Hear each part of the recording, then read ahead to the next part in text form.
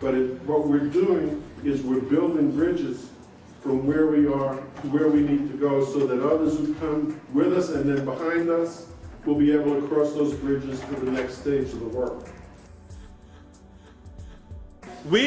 The three organizations, SWOP, SWU, and ECHO, have been trying to figure out over the years, how do we make sure that we began a trail that takes us back to a time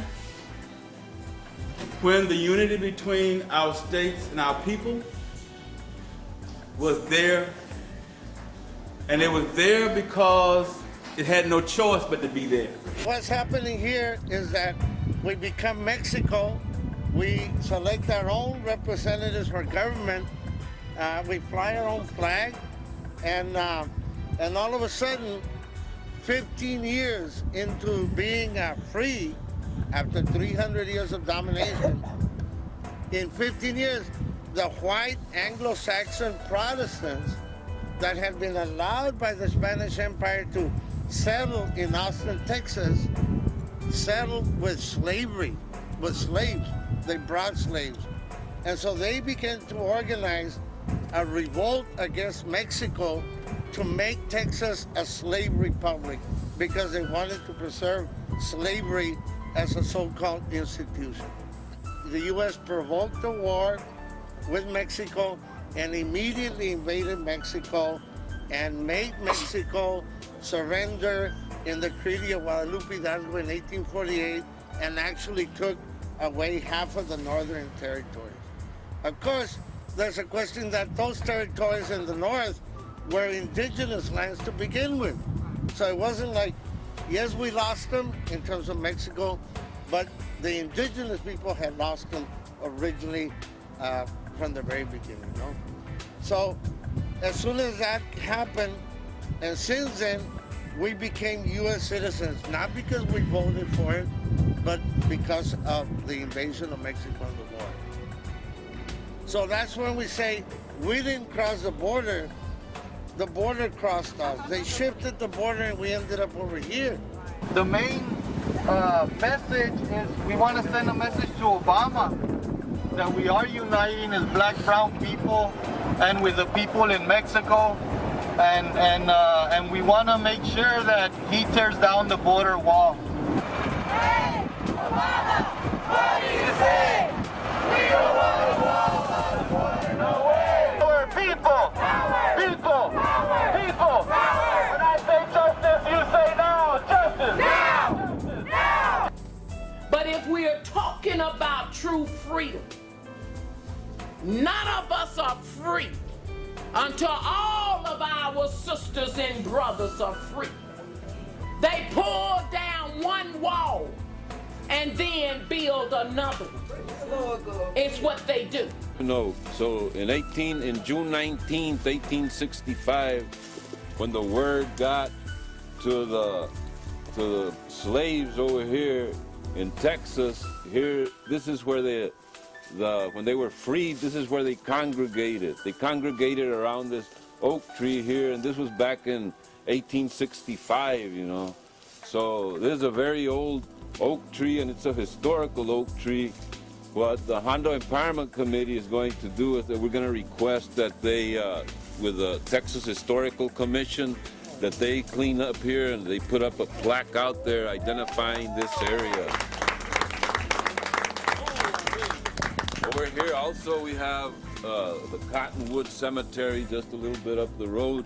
That's where most of the people that were slaves were buried at, you know. So that's another area that's historic, you know.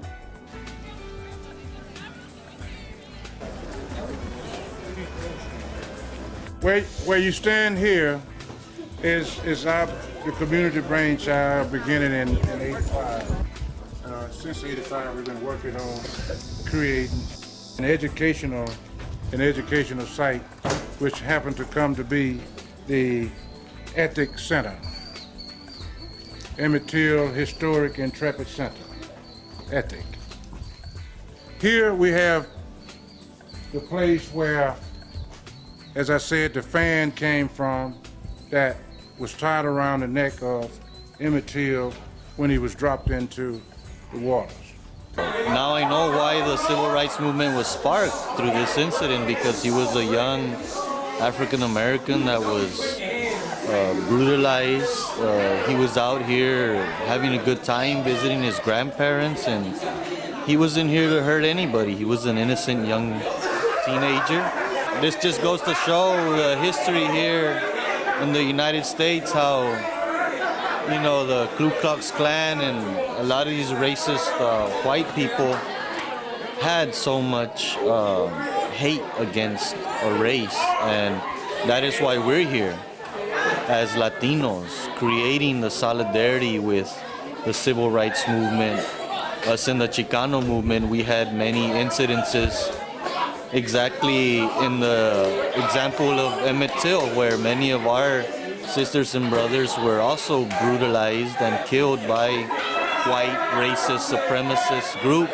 This park over here, from this sidewalk on the other side, it belongs to T.A. Lopez Park, you know, they call it T.A. Lopez Park. They say, that's your park. I told them, well, I want to sell it, you know, some people. T.A. was also instrumental. He was a plaintiff in bringing about single-member districts in the county so that we could have representation at the Commissioner's Court. So now there's this Commissioner's Court, Commissioner's Precinct number 3, which is majority Mexicano, you know. We saw the opportunity that we could take over the city to make an impact here in the areas. Specifically, you know, we do for the whole city, but there's certain areas of the city that are pretty well off, and our area over here where the Mexicans live and the African Americans, you know, it was the conditions are pretty, you know, were pretty bad, housing and everything, streets and all that. Organize, organize, organize. Let's organize, organize, organize, organize. Let's organize, organize, organize, organize. The judge don't listen to kids, she listen to counselor to see what we did. And if she recommend training school, then that's what it is. The judge don't listen to kids, she listen to counselor to see what we did. And if she recommend training school, then that's what it is. I'm in the courtroom, panicking, holding out my head, looking at the charges that I have been charged with. And a lot of times in school, like, I really didn't absorb a lot of the knowledge that I learned in school. Like, I'm more of like a person who would like to read my own subjects, things like that, and that's kind of the stuff we're talking about also, like just different information that's out there as far as this not going to be in the public school system, because of course the public school system, a lot of time they want you to think a certain way, but as human beings we have the capability to, you know, learn as anything that we want, not just necessarily what's inside the school books. Let's organize, organize, organize, organize. Let's organize.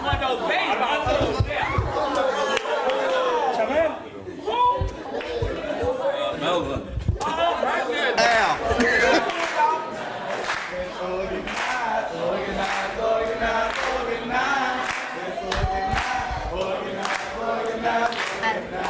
Mike, Eleanor, Linda, Nick, Kathy, Robbie, Michael, Dustin, Jason, Ray, Marjorie, Tomas, Sherry, Jacob, Jorge, Lucia, Emma, Toya, Kim, Tamika, Barbara, Helen, Leroy, Betty, Joyce, Marilyn, Diana, Melvin, Ashley, Bryant, Tatiana, Araceli, Marisol, Naro, Loy, Mary Lou, Ashley, Monica, Robert, Lupe, Armando, Nick, Chabel, and Ayante, Sandra.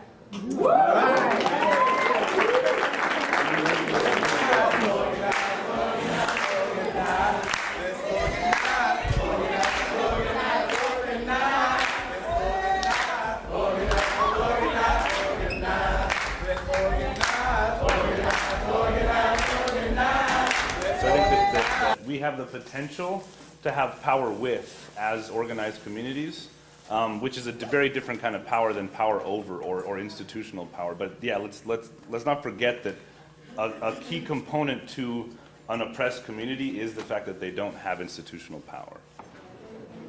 That are so effective in the way they've designed this. They use constitutions, statutes and laws, rules and regulations, and that very special thing we call customs and practices, which is the embedding in the culture of the expectation that what is ought to be. That what is the way it always should be, and that those who challenge or seek to deviate from that have departed from that moral center that they are building into the basis for that rule of law. This is an important event for the state of Mississippi. It's an important event for us, in that it's an opportunity for Mississippi and New Mexico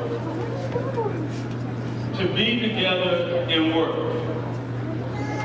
Not just in solidarity, but be together and work. Why? Because black and brown and red working together can change not just this state, not just the state of Mississippi, but can change this United States and can change the world.